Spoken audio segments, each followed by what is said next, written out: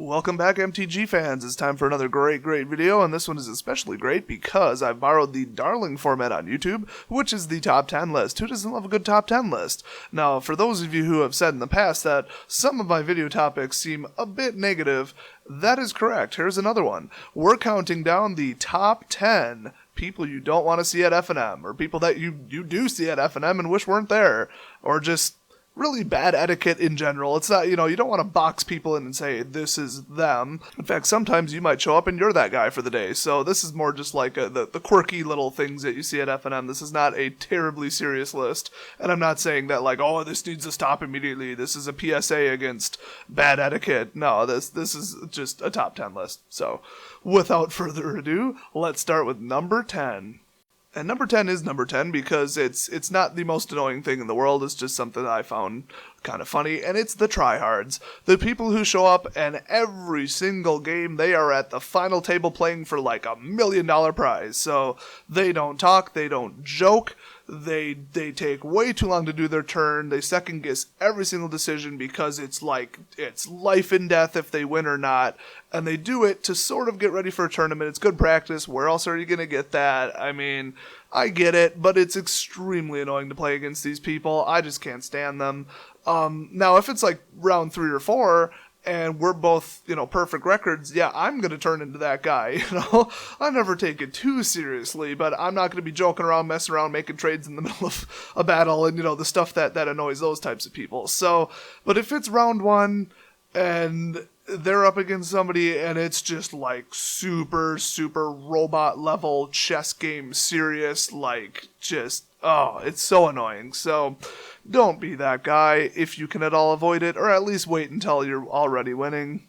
So let's move on to number 9, the people that won't stop talking about the decks and cards that are in the distant past to people who really they know haven't been playing that long. That actually includes me. I've only been playing for about 2.5 or 3 years, something like that. I played when right before Return to Ravnica came out. So people constantly come up to me. They know darn well I haven't been playing that long, and they say, oh, remember this card? Oh, you remember back in the day this card? Oh, I'm thinking about my modern deck and this card, this card, this card. And every single time I have to stop them and say, what does that card do? I've never heard of that. And they're like, oh, really? You haven't heard of it? Like, that's a surprise to them. Like, they know this. They know this. They just want to talk about it. They already know this. They know that I don't know what they're talking about, and they want to talk about it anyway. So don't be that guy.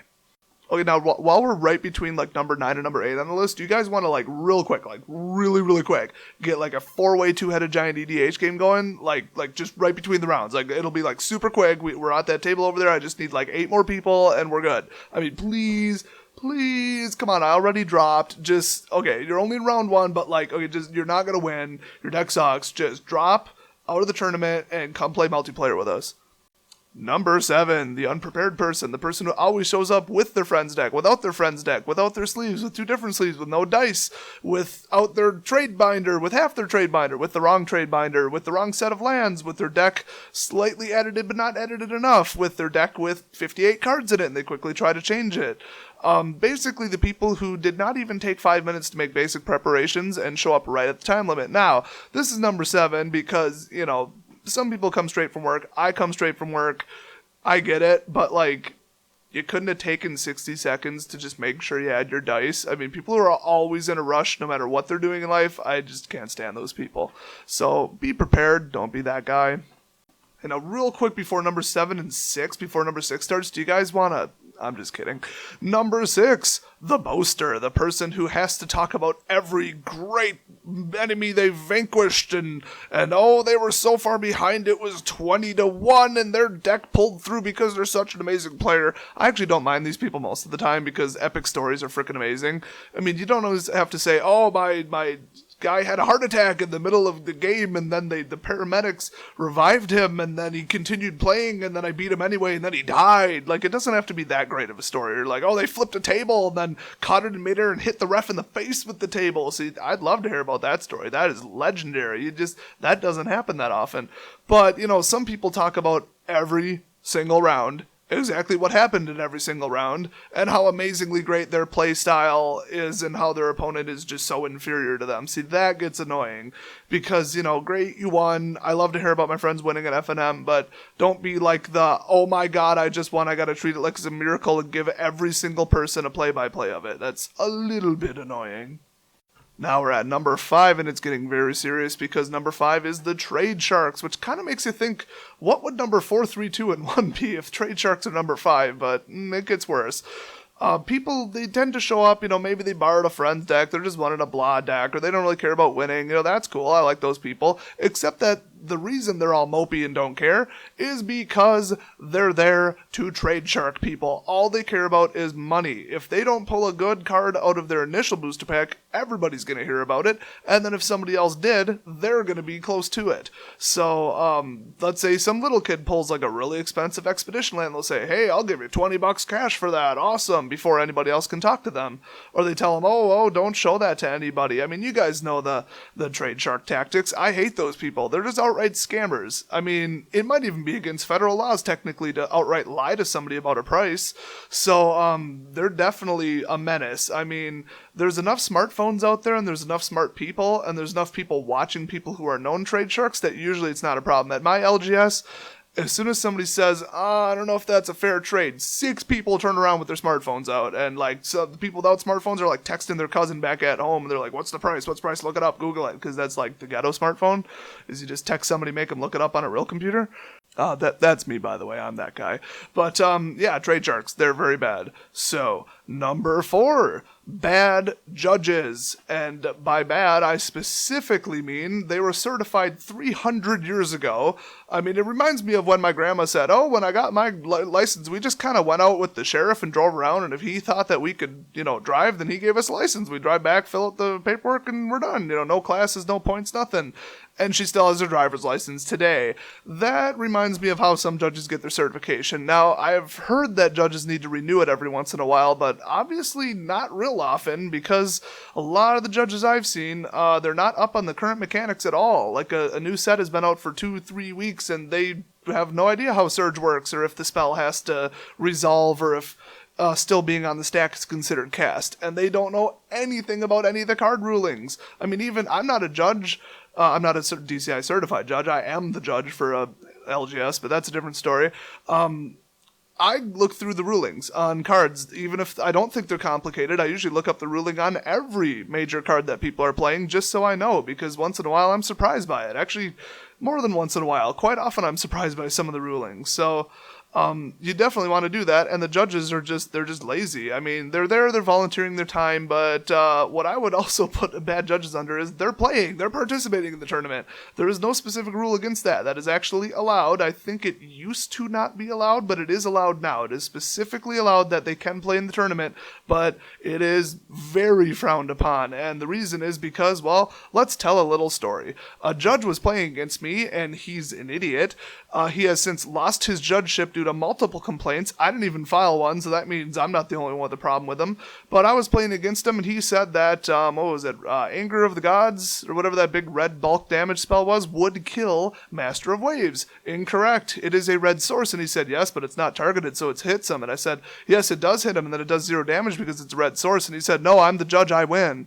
I'm like, okay, that's fantastic. I ended up beating him anyway, and he got all huffy-puffy about it. So, apparently he didn't like the rules being challenged. I think finally he realized he was wrong, and then he got super rager about it. So that's wonderful. I think he actually dropped too. It was round 1 and he dropped. So bad judges, we're talking bad attitude, bad information, and they're participating with their bad attitude and their bad information. That's what I would qualify as a bad judge.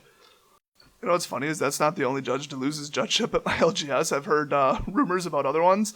I don't remember if it's 2 or 3, but as far as I know, we actually don't have any judges left, which is hilarious. But yeah, they all sucked. One of them, if it was legal to just outright punch people in the face, I would have done it because he is the worst human being I've met recently, let alone the worst judge. But anyway, number 3 is the have to win guy.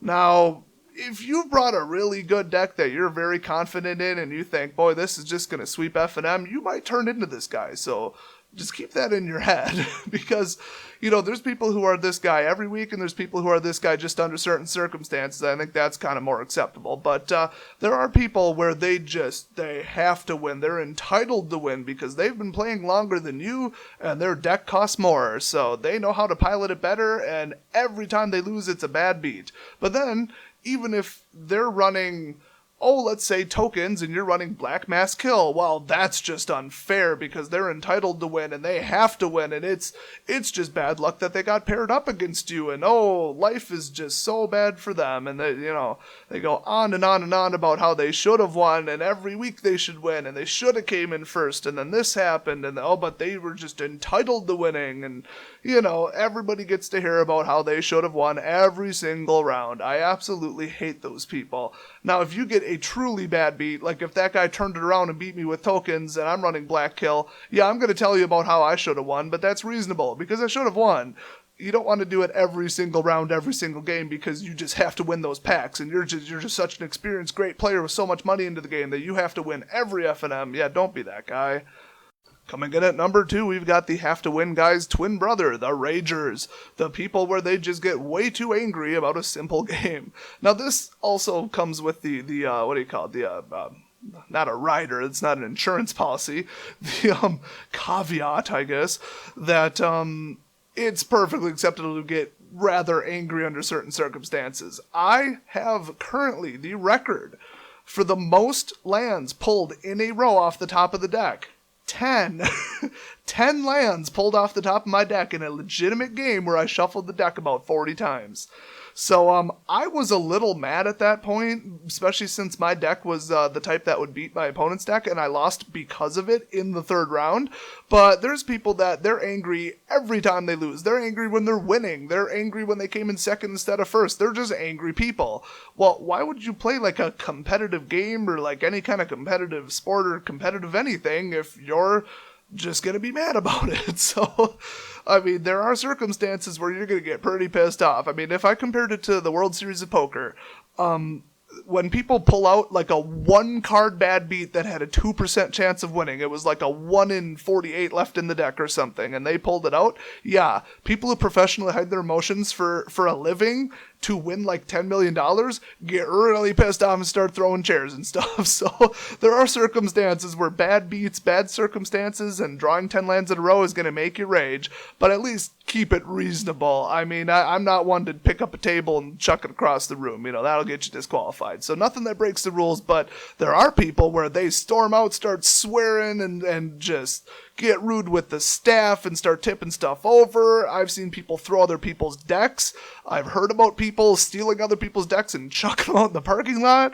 I've heard all kinds of stories. Yeah, that would be a rager. I don't care what happened to you, you probably shouldn't do that. So to avoid being the rager, just remember that no matter what happened in the game, no matter how unbelievably lucky of a suck-out card they pulled to win at the last second, or how you completely forgot a trigger and it would have won the game, just use it to improve. Know that you're probably not going to pull 10 lands off the top again. Probably. unless you're as unlucky as I am, then it'll probably happen 3 times in a row. But, there's always the next game, and if it was your own fault if you missed something, just use that as motivation to play better. So, unless your opponent literally tried to cheat you, yeah, get mad. But other than that, there's nothing in Magic that's worth getting that mad over. Now, we're just about to land on number 1, but first I have to stop for a second and ask, do you guys want to real quick play like a one-on-one blitzkrieg against my new blue deck? Just kidding, I'm done with that joke.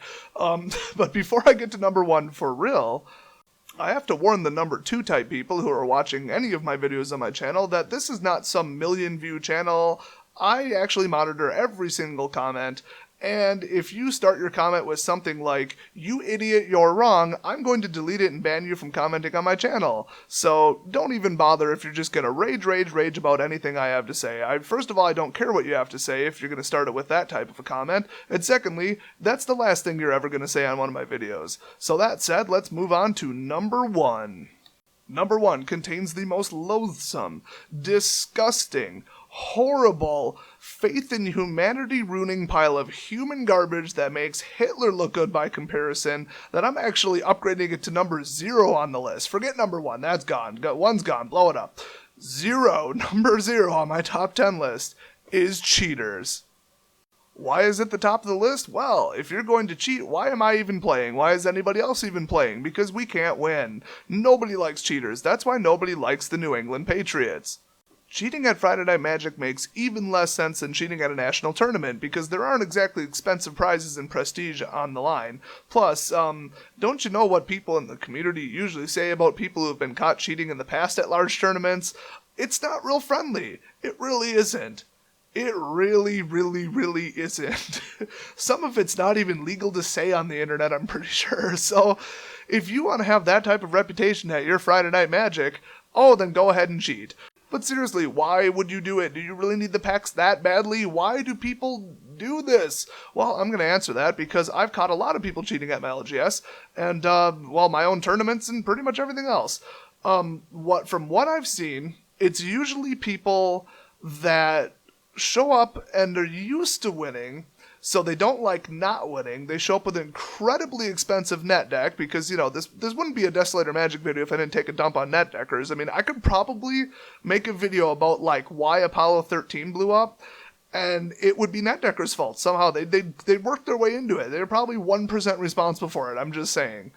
And now, of course, it's obviously not just net deckers. It's basically people who are the try-hard trade sharkers who have to cheat to get their cards.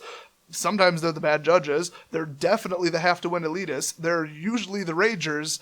And they're occasionally the boasters. So it's basically a accumulation of just they're a miserable human being. So it's not like all net deckers are cheaters or all, this or that. It's just they're bad people is what it comes down to. They could be playing any game and they'd be cheating at it and they'd be, pissing people off. So I don't want to, group people together and say, it's this group that's the problem, because it's really that, it's really just one-dimensional set of circumstances. So what makes this so bad is that you've got new players going up against cheaters, and if they really think, I'm going to win, I've got $1,000 deck and this guy's been playing for a month, and then they start losing, that's when they start cheating. Because I've watched people that I've trained in MTG go up against somebody, and I'm just kind of, watching from a distance, and all of a sudden somebody overdraws a treasure cruise. And I say, hey, you were only supposed to draw this many cards, or you're only supposed to scry this many, or you're only supposed to, do this, do that, or hey, you missed that trigger, don't forget to take that 1 damage.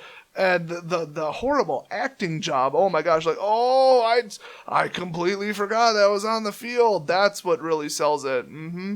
But, that does not leave a good impression, whether the new person catches it or not. If they don't catch it, they just think, wow, these guys are playing great and I just can't win. Wow, amazing. They have such a great deck. And then if they do catch them, well, now they have to learn every rule, every trigger, watch every card, because anybody they play against might try to cheat them because they're new. I mean, what kind of impression does that give to people? It's so terrible. So besides being extremely toxic to the growth of the game, I guess you could say, and really, really, really be bad for new players, they're not really stealing from the local gaming store, but they're definitely stealing from other players. I mean, it's like they're reaching into their trade binder and pulling out a rare at random because they're getting packs that they shouldn't have gotten because they shouldn't have finished that high in the tournament. Somebody else should have finished who was playing honestly. So cheating is exactly equal to stealing in my book, and it's a shame that a lot of the LGSs I play at don't see it that way. So there's one in particular where they have told so many people when they reported somebody for either suspicious or blatantly caught them cheating, like 5 cards in their deck cheating, like you can't deny that, where they say, you're being disruptive. I've heard that actually, those word for words said by the staff at one of the LGSs I go to. They said, you're being disruptive. You're this is not tournament level play, and you're not supposed to be reporting people for little rules violations, and stuff like that. And, I'm sure they just read the card wrong or they counted wrong. I mean, this is not a serious competition. And it's people that, you know, suspiciously spend a ton of money at the store that got the get out of cheating free card. You know, it's if they ever came up and reported somebody else for playing, or one of the new players, somebody the staff didn't know and weren't friends with, oh my gosh, would hell be brought down upon them. They would be banned probably in the DCI system immediately. But, you know, if it's one of the longtime customers there, it's somebody who's proven themselves as a good player, which really they just cheated their way to the top, then, you know, they're invincible. There's nothing you can do about it unless your LGS takes cheating very seriously. And if they do, that's kind of an unfriendly atmosphere, because then it's kind of like every time you're playing FNM and you're going to have fun and you're kind of new to the game, then it's like the SAT anti-cheat people are like hovering over you, and you're in the middle of taking like a stressful test, and you better not slip up because they might accuse you of cheating, and then you're kicked out, you're done. So it's not a friendly atmosphere. But if, you know, on the flip side, if you know like 12 people are constantly cheating, yeah, do something about it. I mean, come on, you got to bring the crackdown for the rest of the people who know darn well that they're cheating. I mean, one time I was talking with just my friends and said, hey, have you ever caught this guy doing this with this card? You know, he's been playing this deck for 6 weeks. Have you ever caught him missing this trigger on purpose, or holding 8 cards on purpose, or mulliganing and drawing 6 twice instead of going down to 5? Have you ever caught him doing that? And they go, oh yeah, he did that. I'm like, did you ever tell the staff? Every single one of them says no, because they know it's not going to go anywhere. So the best you can do, I guess, under that circumstance is go up to that person and say, hey, we know you're cheating. We know what you did. We all saw you do it. Stop doing it, or we are going to get the staff involved. So kind of bluff them, because, you know, staff ain't going to do a damn thing. I wouldn't necessarily video record them doing it, but one of my friends said he was going to do that, but then he never did, because he thought that might be a little much. A little spy camera. I think the staff might have a problem with that. So that's like a million reasons why cheaters are the absolute worst. They deserve number 1/0 on this list. And you really should not be that guy. If you are that guy, stop playing Magic or stop cheating. Pick one. And I'll see you guys next video.